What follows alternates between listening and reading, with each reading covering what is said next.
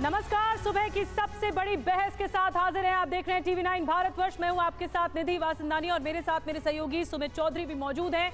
बताएंगे आपको कि गिरिराज सिंह के एक बयान के बाद क्या बवाल मचा है, वार पलटवार किस तरह से हो रहा है, क्या मुसलमान अब अल्पसंख्यक नहीं है। एक बयान और उसके बाद ऐसा जवाब आया है, फिर ये चर्चा का विषय बन गया है कि क्या मुसलमान अल्पसंख्यक अब नहीं है। दरअसल देश में चुनाव चल रहे हैं और 2024 के लोकसभा चुनाव के 2 चरण हो भी चुके। अब तीसरे चरण का रण होना है। वोटिंग के लिए धुआंधार प्रचार भी हो रहा है, बयान भी सामने आ रहे हैं। तीसरे चरण के रण के लिए नेताओं के प्रहार भी और तीखे होते जा रहे हैं। इस बीच बेगूसराय से बीजेपी उम्मीदवार और केंद्रीय मंत्री गिरिराज सिंह ने कहा है कि कांग्रेस मुस्लिमों के लिए हिंदुओं का गला काट रही है और देश में मुस्लिमों से अल्पसंख्यक का दर्जा छीन लेना चाहती है। जी हाँ, देखिए लगातार ये एक बयान आ जाने के बाद लगातार ये बहस दोबारा से शुरू हो गई। नमस्कार, मैं हूं सुमित चौधरी और अब हम बात करेंगे प्रधानमंत्री मोदी ने भी इंडिया गठबंधन पर हमला करते हुए कहा है कि सनातन का अपमान करने वालों का सम्मान हो रहा है, जिस पर प्रियंका गांधी ने भी उनको जवाब दिया है। उन्होंने कहा कि ऐसे में सवाल ये है कि क्या मुसलमान अब अल्पसंख्यक नहीं रह गए। लेकिन इसी बीच इस बहस शुरू करेंगे, लेकिन एक बड़ी खबर आ रही है। खबर यह है कि अल्पसंख्यकों पर गिरिराज सिंह का एक बड़ा बयान सामने आया। मुसलमान अब अल्पसंख्यक नहीं है, बहुसंख्यक है, ये उनका कहना है। अल्पसंख्यकों का दर्जा छीन लेना चाहिए और अब कहा है कि मुस्लिमों को अल्पसंख्यक कहना हिंदुओं से बेईमानी है। कांग्रेस आज देश में, और मेरा तो मानना है कि अब कांग्रेस पार्टी तुष्टीकरण की पराकाष्ठा पर है। कर्नाटक में जो किया, मुसलमान अब अल्पसंख्यक नहीं है, मुसलमान बहुसंख्यक हो गया है। अल्पसंख्यक का दर्जा इनसे ले लेना चाहिए। अल्पसंख्यक और बहुसंख्यक की परिभाषा ही परिभाषित नहीं हो पा रही है, इसलिए अल्पसंख्यक कहना मुसलमानों को ये हिंदुओं के साथ बेईमानी है। तो बीजेपी नेता आपने सुना, गिरिराज सिंह को सुना, और हमारे साथ खास मेहमानों का एक पैनल इस वक्त मौजूद है बहस के लिए। मेहरुद्दीन रंगरेज साहब हमारे साथ जुड़ रहे हैं, AIMIM के प्रवक्ता। धनंजय गिरी जी हमारे साथ जुड़ रहे हैं, बीजेपी के प्रवक्ता। अवनिजेश अवस्थी जी हमारे साथ जुड़ रहे हैं, राजनीतिक विश्लेषक के तौर पर। और सैयद जवाद साहब हमारे साथ जुड़ रहे हैं, सामाजिक कार्यकर्ता के तौर पर। तमाम खास मेहमानों का बहुत बहुत स्वागत है टीवी 9 भारतवर्ष में। मेहरुद्दीन रंगरेज साहब, शुरुआत आपसे, एक छोटा सा कमेंट, जल्दी मैं सब मेहमानों से एक एक कमेंट लूंगी। मेहरुद्दीन रंगरेज साहब, गिरिराज सिंह ने कहा है कि अल्पसंख्यकों का दर्जा छीन लेना चाहिए मुसलमानों से, आपकी पहली प्रतिक्रिया क्या होगी? देखिए, ये दलित विरोधी हैं। बीजेपी की पूरी सरकार दलित विरोधी, SC ST विरोधी, अब तो OBC विरोधी भी है। और ये खास तौर से उनका जो कहना है, वो चुनाव से पहले ऐसी जबान से ऐसी चीज़ें निकालते हैं जिनका प्रभाव एक समाज के लोगों में उनको दुख पहुंचाता है। तो इस वजह से उनका जो सामाजिक जो ध्रुवीकरण है और जो तुष्टीकरण की जो राजनीति है भाजपा की, उसमें उनको फ़ायदा मिलता है। 15% से कल तक तो वो ये बता रहे थे कि 15% मुसलमान से जो है 100% हमारे हिंदू भाइयों को डरा कर पहले तो ये वाली राजनीति चल रही थी। अब आरक्षण की बात चल रही है, कभी कहते माइनॉरिटी का स्टेटस हटा देंगे। जब तक देश में संविधान है, कोई भी काम होगा वो देश के संविधान के अनुसार होगा, ना कोई इसको हटा सकता। अगर संविधान ने वो इजाज़तें दी हैं तो उनको इजाज़त मिलेगी और वो बना रहेगा। मगर ये चुनाव से पहले ऐसी जो जबानजोरी वाली बात करते हैं, इनसे इन्हें बचना चाहिए, ऐसे बयानबाजी से। और मगर वो बार बार ऐसे बयान देते रहते हैं कि समाज में कैसे सामाजिक ध्रुवीकरण हो जाए। निधि जी, बिल्कुल। देखिए, हमारे साथ धनंजय गिरी जी भी हैं, प्रवक्ता हैं बीजेपी से। धनंजय जी, लगातार अंग्रेज साहब कह रहे हैं कि ऐसे बयान जानबूझकर दिए जाते हैं, फायदे के लिए दिए जाते हैं और एक ही कम्युनिटी को, और खासतौर पे दलित विरोधी पार्टी आपको बताया। सुमित जी, भारत में मुसलमान दूसरी सबसे बड़ी बहुसंख्यक आबादी है। दुनिया में 49 आधिकारिक मुस्लिम देश है। उसमें भी उसके बावजूद भारत जो है इंडोनेशिया और पाकिस्तान के बाद सबसे बड़ी मुस्लिम आबादी का देश है। आप अगर देखें तो लक्षद्वीप में 97% मुसलमान, 97%, जम्मू कश्मीर में 70%, वेस्ट बंगाल में 27.01% और असम में 34%, बिहार में है 17% और इतनी बड़ी आबादी को 97% आबादी अल्पसंख्यक हो गई और 3% आबादी बहुसंख्यक हो गई। ये कैसे हो सकता है? और दलित विरोधी की बात करते हैं, एएमयू में, जामिया मिलिया में दलितों का आरक्षण छीन लिया और बाबा साहब के संविधान की हत्या कर दी।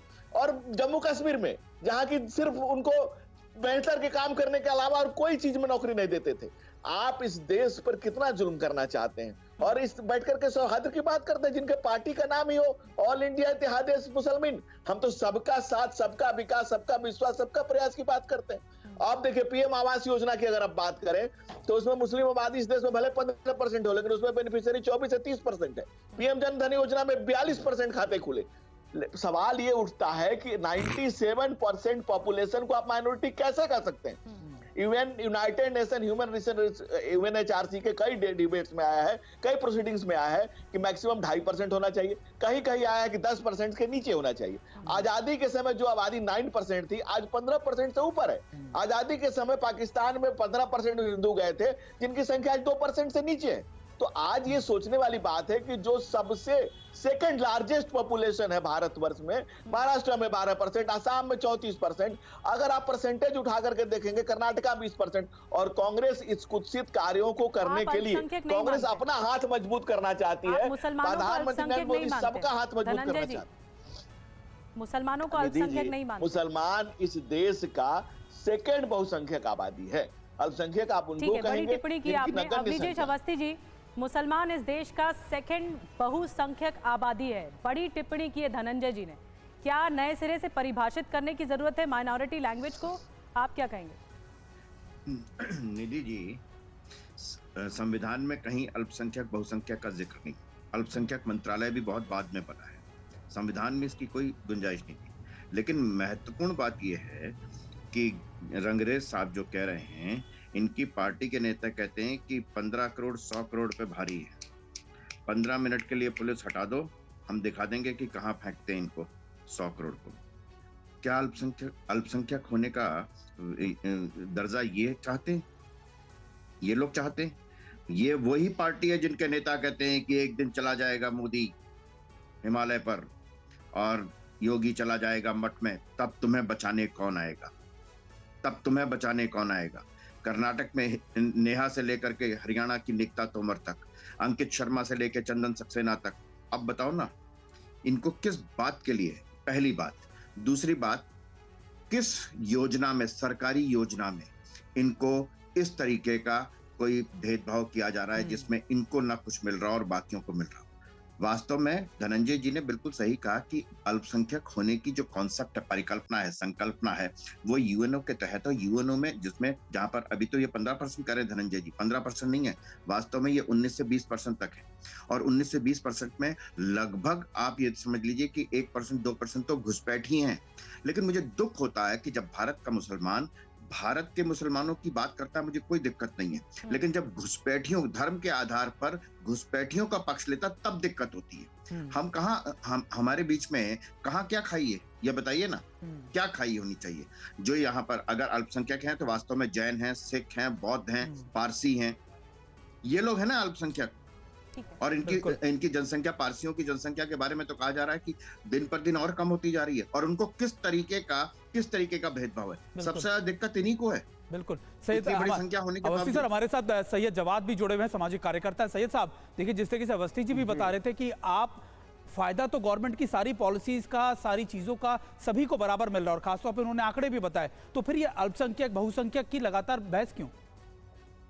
ये बहस इसलिए हो रही है कि 2 चरण के चुनाव जो हैं जिस प्रकार से हुए हैं और वोटिंग परसेंटेज घटा है, तब से लेकर के अब तक भारतीय जनता पार्टी के जितने भी कार्यकुन हैं, जितने भी कार्यकर्ता हैं, नेता हैं, वो घबराए हुए।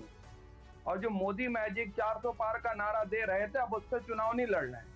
आप देखिए 10 साल के कार्यकाल के ऊपर माननीय प्रधानमंत्री जी और भारतीय जनता पार्टी का कोई भी नेता चुनाव लड़ने के लिए आगे नहीं आ रहा। ना वो नोटबंदी के नाम पे वोट मांग रहे हैं, जिसमें कहते थे हमने मास्टर स्ट्रोक मारा है, हमको वोट दो। नोटबंदी इनका मास्टर स्ट्रोक फेल हुआ, लोग लाइन में लगकर खत्म हो गए। जीएसटी इनका जो मास्टर स्ट्रोक था, उसके ऊपर भी वोट नहीं मांग रहे हैं। फिर 3 कृषि कानून बिल लेकर के आते थे जो सब लोग कहते थे कि मास्टर स्ट्रोक मांग दिया हमने, उसके नाम पर वोट मांगो ना। उसके बाद अभी अग्निवीर लेकर के आए थे जो मास्टर स्ट्रोक मार दिया था, उसके नाम पे वोट मांगो। जो महंगाई खत्म करने का वादा करा था उसके नाम पर वोट मांगो। जो इनकी स्मृति ईरानी जो अल्पसंख्यक मंत्री भी है इस वक्त, वो सिलेंडर महंगा होने पर जमीन के ऊपर लौटती थी, सड़कों के ऊपर लौटती थी, अब उनके सामने घर की औरतें सिलेंडर रख के पूछ रहे हैं कि बताओ कितने रुपए का आ रहा है। मांगो ना आप महंगाई के नाम पे, बेरोजगारी के नाम पे।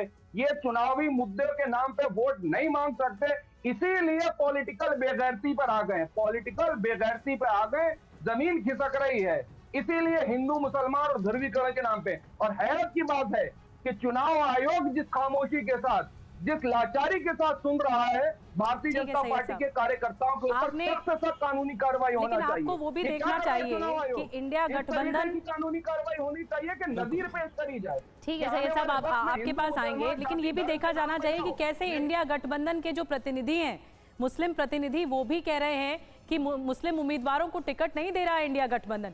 तो इस पे भी आरोप है, इस